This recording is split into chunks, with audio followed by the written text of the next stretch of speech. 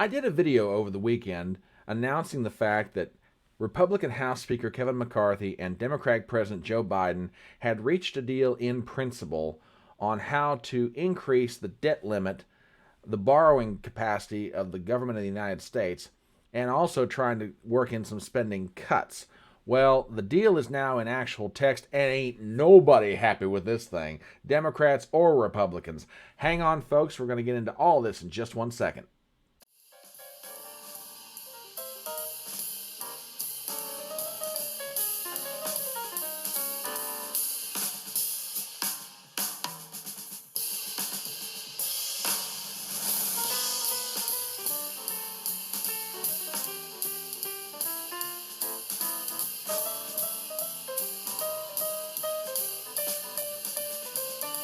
My name is Brian Trippett. I am your front porch conservative. Step on up to my electronic front porch and let's talk.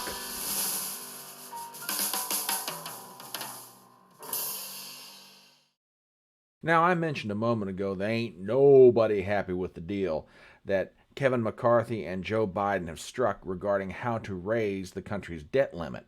Now, under normal circumstances, you would probably say, well, if no one's happy, that probably means it's a good compromise. And not in the opinion of the House Republicans.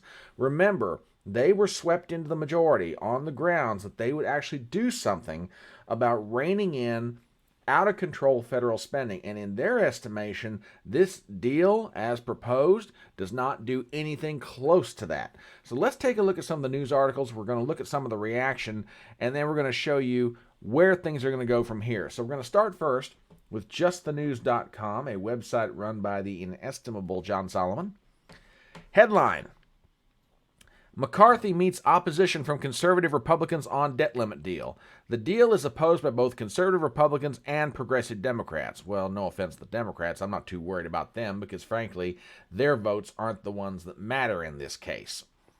In an article by Madeline Hubbard, House Speaker Kevin McCarthy is facing intense opposition from conservative members of his own party over the tentative debt limit deal he's reached with President Joe Biden. Many congressional Republicans from the Conservative Freedom Caucus have said they are against McCarthy's tentative deal he reached Saturday with Biden. A source close to House Republican leadership told Axios on Sunday that 60 conservative Republicans may not vote for the deal, which means McCarthy would need nearly as many Democrats to vote for the bill in the House, which has a 222 Republican lean against 213 Democrats. A summary of the deal obtained by Just the News shows that it would roll back some spending while blocking new taxes, requiring student loan borrowers to start repaying their debts, and imposing work requirements for some welfare and food stamp recipients. Representative Chip Roy, a Texas Republican and Freedom Caucus member, voiced opposition to the deal and compared the Limit, Save, Grow bill, which the House passed to raise the debt limit by $1.5 trillion while cutting spending, to the proposed deal McCarthy reached. The Speaker said his debt limit deal would raise the ceiling by $1.5 trillion until after the 2024 presidential election, but the Freedom Caucus says it raises the debt limit by $4 trillion and cuts far less in spending than the House-approved bill. Quote, conservatives making these half-baked compromises year after year is exactly why we are $31 trillion in debt right now. Eventually it has to end. Representative Lauren Boebert, Republican Colorado, tweeted Sunday morning.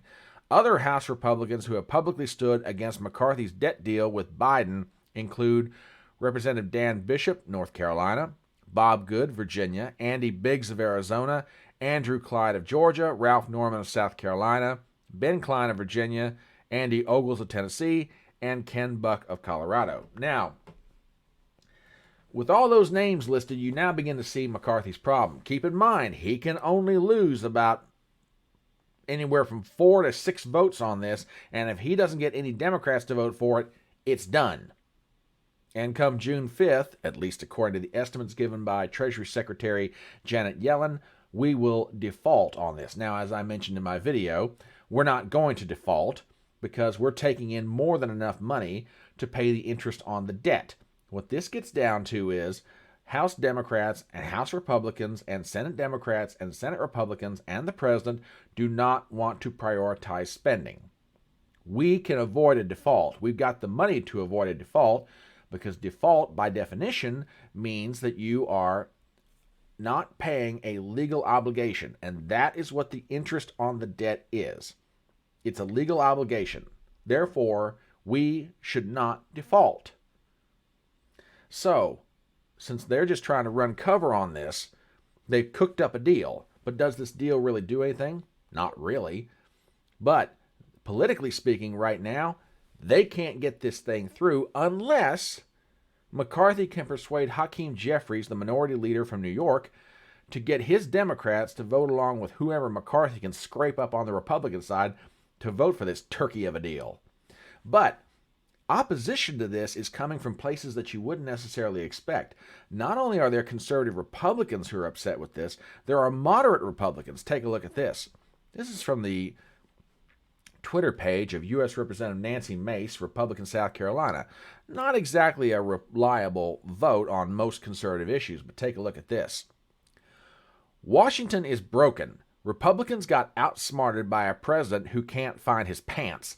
I'm voting no on the debt ceiling debacle because playing the D.C. game isn't worth selling out our kids and our grandkids. That was as of 7:40 a.m. Eastern this morning. Now, I said that progressive Democrats aren't happy with this, and that's true. But it looks like there might be a number of Democrats willing to go along with this. But you have to ask yourself why. If the addiction to spending is as bad inside the Democratic Party as most people seem to claim, either for legitimate or political reasons, then why would they ever go along with this? Let me show you something. And this is telling. This is from the Twitter page of Max Cohen, who's a congressional reporter for Punchbowl News. Take a look at this tweet. As GOP no votes mount this morning on the debt limit package, here's a taste of why the new Democratic leadership is backing the bill. I spoke with Representative Annie Kuster, who serves from New Hampshire, for Punchbowl News. Important programs were protected. Now, this is her quote. Listen to this. As we carefully reviewed the provisions and carefully reviewed the language, we, on balance, feel that important programs were protected. Most of what we care about was not taken up in this bill. This is a very narrow package. Overall, a small portion of the total budget. This budget, part of the negotiation, is something that would be happening in the normal course at this time of year. Ladies and gentlemen, it's no wonder the Democrats are happy about this, at least a significant number of them. Nothing's being cut. They know this. Steny Hoyer, Nancy Pelosi, Jim Clyburn, the old guard of the Democratic Party in the House, they'll give their tacit blessing to this, and they'll do so because they know nothing's really going to change. Now, the progressives aren't happy about it because, frankly, you can't cut anything in Washington, even if it means cutting the rate of growth. So they're absolutely like, no, we're not going to vote for this. Not now, not ever. Now, where does this leave the Republicans? Well, that sets up some very important things that are going to happen later today. Let me show you again from our friends over at Punchbowl News. Take a look at this. This is from Jake Sherman. There are a few critical moments today. At 2:30 p.m., House Rules Republicans will prep for their 3 p.m. meeting. Rules leadership will get a sense of what Representative Thomas Massie, Chip Roy of Texas, and Ralph Norman will do. At 3 p.m., the Rules meeting takes place. Very difficult to get a bill to the floor without getting it through the Rules. 6:30, House votes.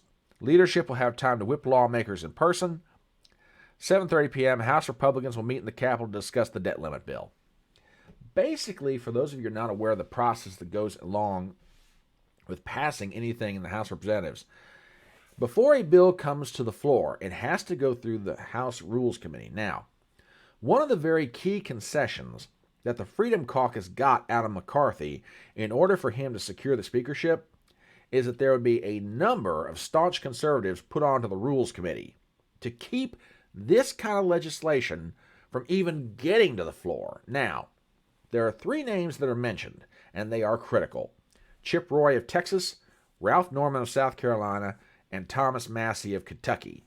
Now, the last one may be the most important vote in that bunch. take a look at this. This is an article from the Washington Examiner. All eyes on swing vote Massey as House panel takes up debt ceiling bill. The vote of an eclectic anti-establishment Republican could prove pivotal to the fate of Speaker Kevin McCarthy's debt ceiling deal as the powerful Rules Committee considers on Tuesday whether to bring the 99-page bill to the floor. McCarthy and Biden reached an agreement in principle on Saturday to raise the debt limit ceiling in exchange for modest spending cuts. GOP leadership released the bill's text less than a day later, setting off a mad scramble by lawmakers to review and pass the bill before a June 5th deadline to avoid default. The two leaders voiced confidence that the legislation will pass both chambers of Congress in time. But two hardliners who were elevated to the committee in January as part of the GOP deal to elect McCarthy, Chip Roy and Ralph Norman, appear ready to vote against the legislation, disappointed that it doesn't go further in spending cuts. That leaves Thomas Massey, a libertarian dubbed Mr. No for how often he votes against legislation, to cast the deciding vote. Basically, ladies and gentlemen, what that means is this. There's a number of Democrats on the committee, a number of Republicans. They cannot afford to lose X number of Republicans lest this bill not even make it to the floor. Two of the three members who are most critical in that effort, Chip Roy and Ralph Norman, have said, we're not voting for this. That leaves Massey. If Thomas Massey votes against this in committee, this debt limit bill doesn't even make it to the floor. Now, what are the odds that's going to happen? Kind of shaky, and I'll tell you why. Take a look at this article from CNN. And this will give you an idea why I'm not exactly holding out hope that Thomas Massey is going to save all of us from a bad deal. McCarthy faces key test ahead of House vote on debt limit deal. In an article written by Claire Fornan and Lauren Fox, House Speaker Kevin McCarthy helped secure a debt limit deal. Now he has to secure its passage in the House with little room for error. Now, I want to take you to a paragraph specifically regarding Thomas Massey.